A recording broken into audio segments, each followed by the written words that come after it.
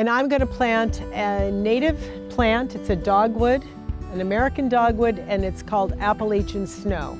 And it's sort of a new variety that they figured out is really healthy and is not going to fall victim to some of the disease that our American dogwoods have. And if you can see this container, it's basically a bucket. And you'll see a lot of people dig a hole exactly the shape of the bucket. That is the first mistake you could make. You need to make a bowl, not a straight down hole. Interesting fact, most trees die within 7 years after you bring them home from the nursery.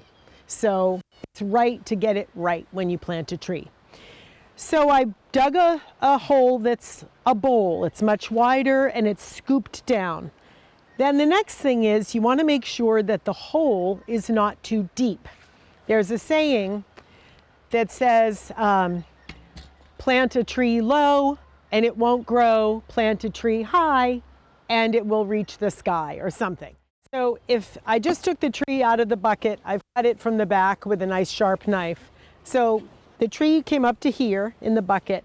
If we put it in to the hole, we notice that it's just about right. So you have to add good soil and mix it with the old soil. So what I'm doing here, this nice black stuff, compost, and I'm just going to add a bunch, and then I'm going to just kind of mush it around. If you say it in Spanish, it's mezclar la tierra, por favor. That's the only Spanish I know, but I do like that expression. I added maybe an inch. Can you see these roots? See how they've gone around and around? If I just put this in the hole, the roots are never going to venture out. So you have to encourage these roots, and I do it just, believe it or not, this is being gentle. Doing that. And you just come down with a rake and you kind of tease the roots away from the sides. And I'm going to do that probably 4 or 5 different cuts around the edge. But now the problem is the flare. This tree has a wiggle here because it's probably grafted, it's how they're growing things. That's fine. But the flare, which is when the tree goes out, you know when a kid draws a tree, they draw it like that? If you go to any parking lot right now, Market Basket or a movie theater, I bet you will not be able to see a single flare of a tree that's been planted in a corporate situation because it's planted too deeply and then they do that horrible volcano mulch thing.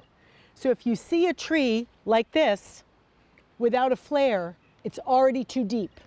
So now what I do is I take the top and I somewhat gently move the mulch and the top. There's fertilizer and whatever else is on here.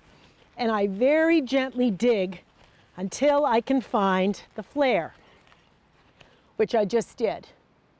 So I don't know if you can see that. It's a small tree. So the flare isn't, you know, huge. But that's the top of the tree right there. The most important thing is you don't bury that under soil. You don't bury it under mulch. It's got to be at the top. So I've put this in, and now I'm going to just take some flat surface-ish, okay? This is the top of the dirt, but this doesn't take into account mulch. It's too low. So this tells me I need to put more compost under. You start mixing the old soil with the new. And of course you want to spend a minute, make sure your tree is straight. So now basically I'm filling the hole, and the reason to add compost and the old soil is that if you add just compost, the roots will go out into the compost, but then they'll reach the wall of the container that you essentially made out of the old soil, and they won't go further. So that's another sort of trick and really important reason to add old soil with new compost. And while I'm adding compost, I'm going to talk about it. Don't bother with peat moss. You don't need any of it. All you need is compost. When you've got the hole, you know, half full, it's time to water. Basically, you put it on a trickle, you leave it, you let this fill up. And then you turn it off and you let it go down. If for some reason the water doesn't drain, pretty much plant it in clay, which is another reason why you have to add compost, because it really makes the earth more like a sponge. Now, if this was a B&B, I would turn the water on full pressure and I'd be washing the clay away from the stem of the plant, but it's not. And remember, we found the flare. You can really see it. Anyway, so you leave the water again until the water fills up, then you let it drain, and then we're going to fill the hole back up again. It's time to fill the hole up now, and as I go, I'm going to straighten the tree. And when you straighten the tree, it's important to look at it from a couple of different angles. So I just continue throwing the old soil and the compost. Every now and then it's going to shift and you want to just check it.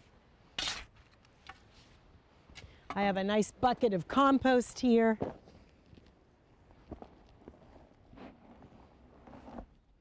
You just want to punch the soil down with your hand. There might still be water there, so it's a process. And I'm pretty much following the outline of the, of the root ball. You don't have to stomp up here. This is the plant, but this is where the hole is. So then you go around. And now I just found a big pocket and I shifted the tree. So now I have to make sure the tree is straight.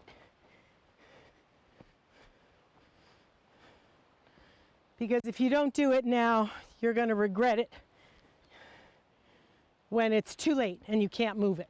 I'm going to wait, let the water seep down a little bit more. I'm going to come back and check this probably in an hour, and then I'm going to compost it. I'm going to mulch it. It's pretty upright, like like a pretty vase of flowers. It'll grow up, and then as it gets older, it'll grow out.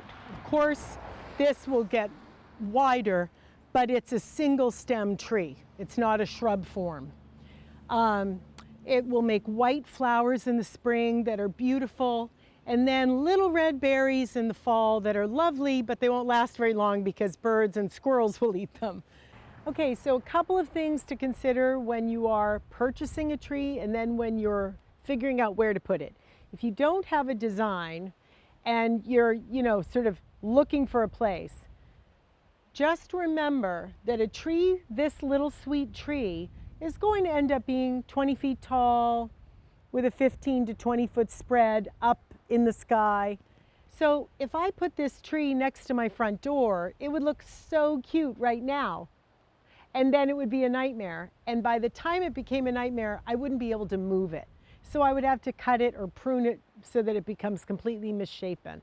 So remember that the whole beauty of being a gardener is you get the instant gratification of planting something, and then you get the long gratification of watching it grow, as long as it's in the right place.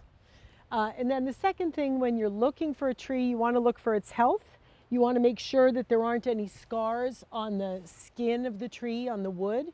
You want to make sure that there aren't sort of a lot of tangled branches on the inside.